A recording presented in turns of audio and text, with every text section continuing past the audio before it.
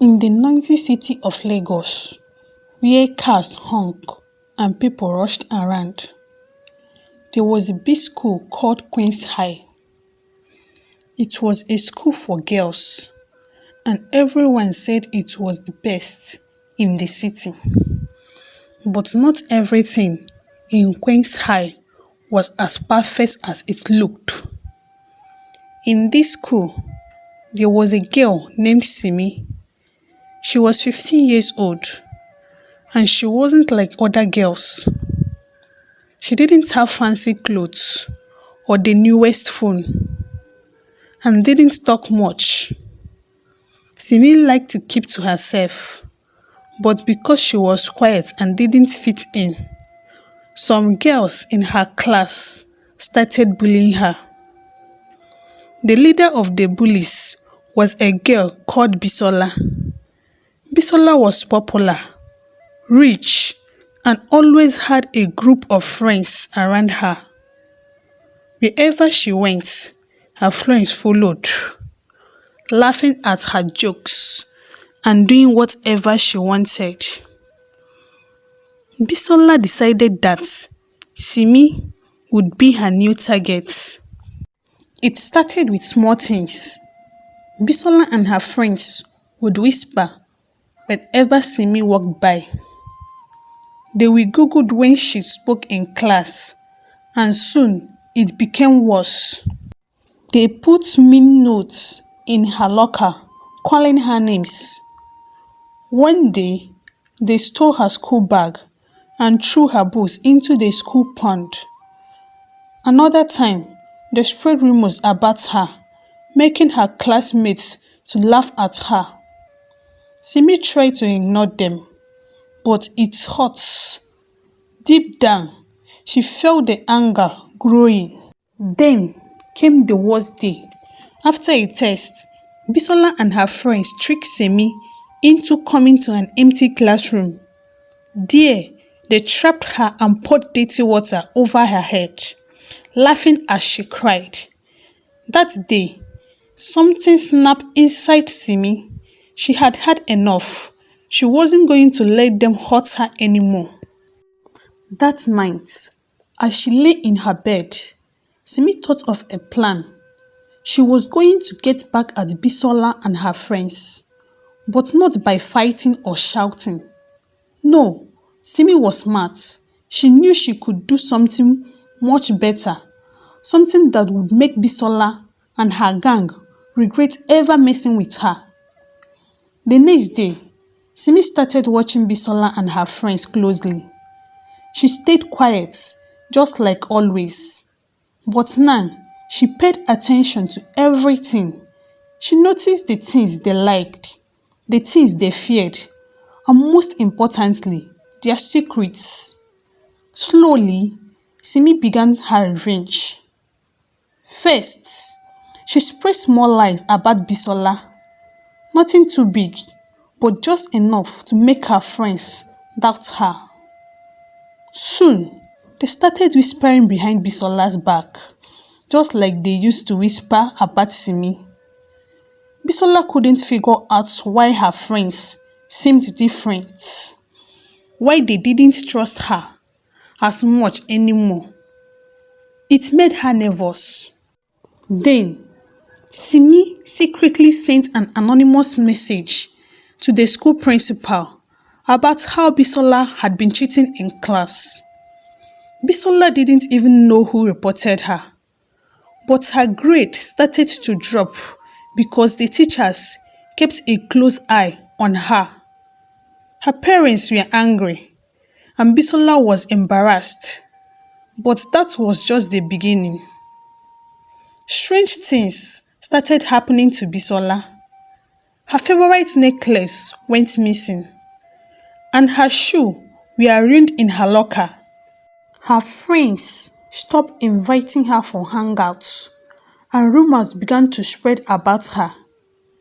Every day, Bisola seemed more and more upset, but Simi didn't stop there. One day, during an important school event, Simi set up a trap. She made sure that during Bisola's big speech in front of the whole school, the microphone would malfunction. When Bisola spoke, her voice came out all weird and loud. Everyone laughed at her. Bisola was so embarrassed that she ran out of the hall in tears. It was a small trick, but it hit Bisola hard. By now, Bisola was starting to fall apart. Her friends didn't trust her. Her grades were slipping, and everyone seems to be turning against her. She had no idea that Simi was behind it all.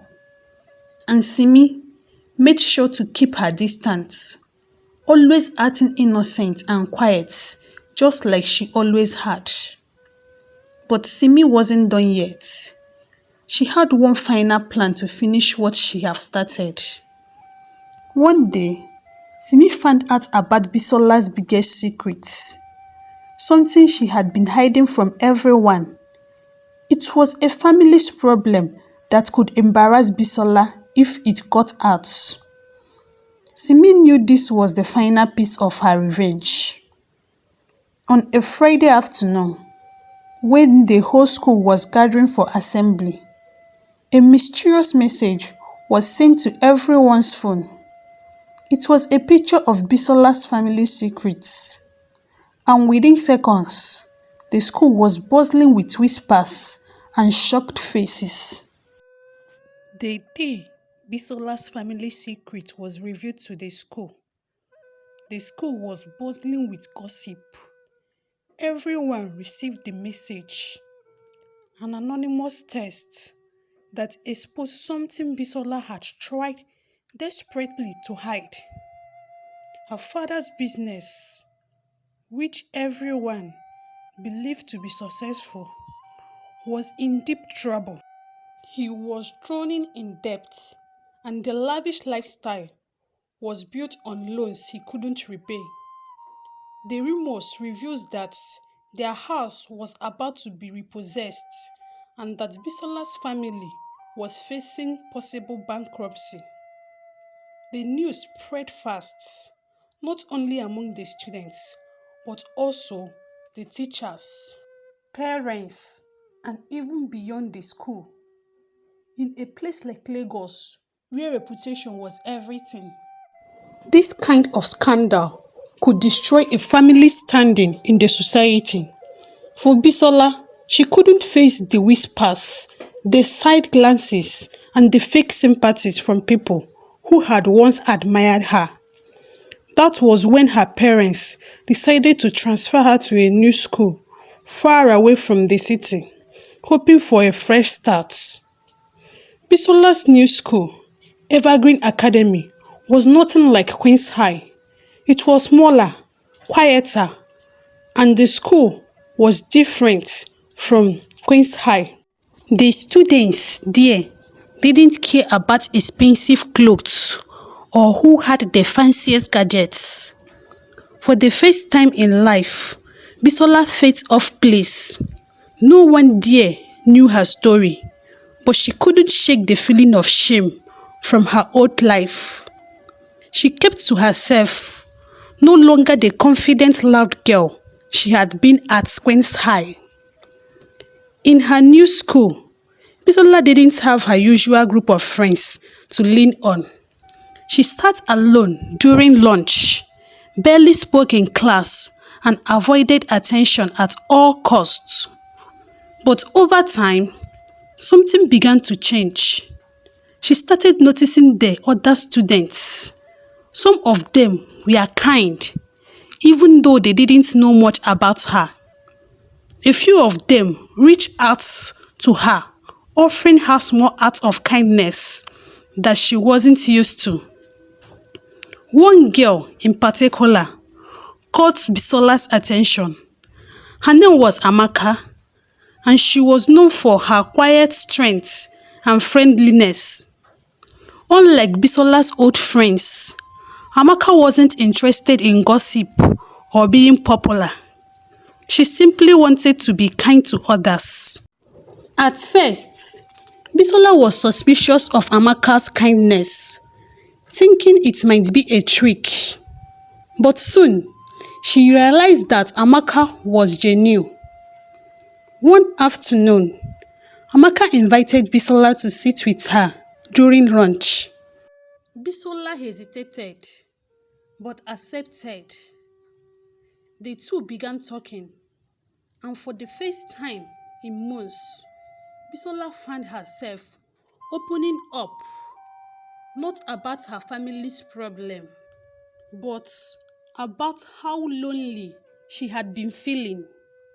Amaka listened patiently, without judgments, and that moment marked the beginning of a slow but steady change in Bisola. As weeks passed, Bisola began to rebuild herself. She started participating more in class, making a few more friends, and even joining the school debate team, something she had always wanted but was too scared to try it before.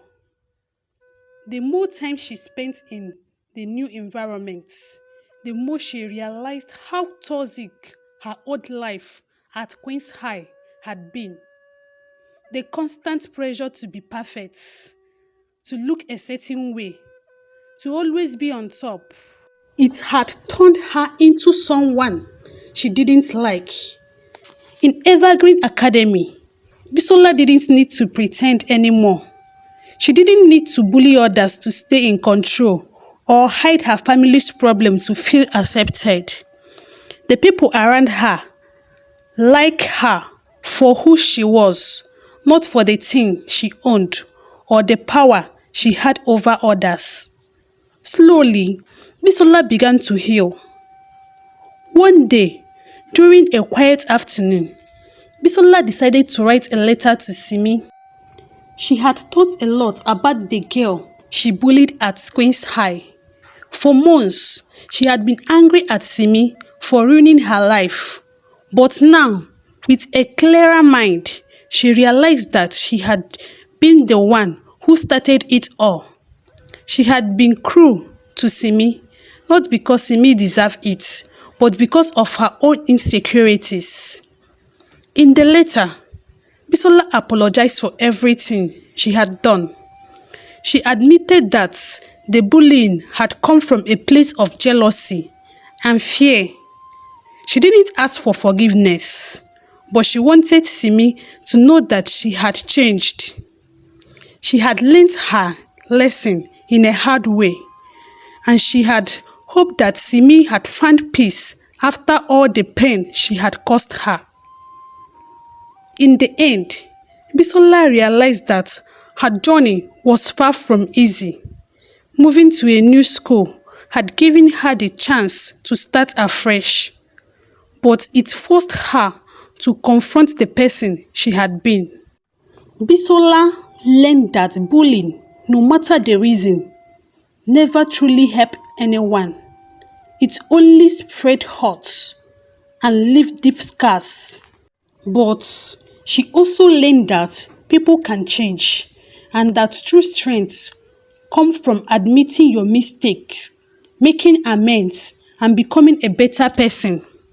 Bisola's life wasn't perfect after that, and her family still had struggles, but she no longer needed to hide behind the mask of cruelty.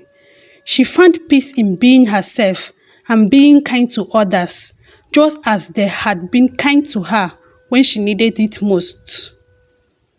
Morals of the story: sometimes the hardest battle are the ones we fight within ourselves. True change begins when we let go of our pride, admit our mistakes, and choose kindness over cruelty. Forgiveness, both of others and ourselves, is the path of healing. Here comes the end of our story. Thank you for watching. Please, if you enjoyed the video, please like, share, subscribe, and turn on the notification bell so as to be notified when I post another video. See you in my next video. Bye.